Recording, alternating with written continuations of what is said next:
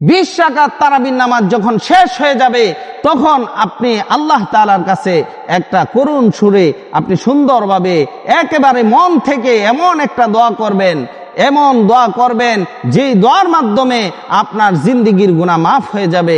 আপনি দোয়া করতে পারেন, আল্লাহুম্মা ইন্না নাসআলুকাল জান্নাতা ওয়া নাউযু বিকা মিনান নার ইয়া খালিকাল জান্নাতি ওয়ান নার বিরহমাতিকা ইয়া আজিজু ইয়া গফফার ইয়া কারীম ইয়া সাত্তার ইয়া রহিম ইয়া জব্বার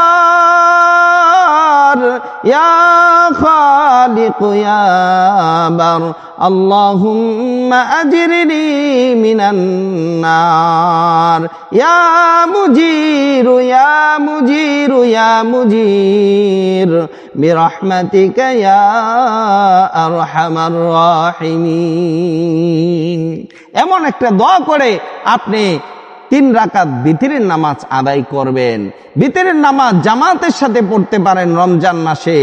আর যদি আপনি ইচ্ছা করেন যে তাহাজ্জুদের নামাজ আদায় করার পর বিতরের নামাজ আদায় করবেন, তাহলে আরো ভালো। বিতরের নামাজ হচ্ছে সবচেয়ে শেষের নামাজ।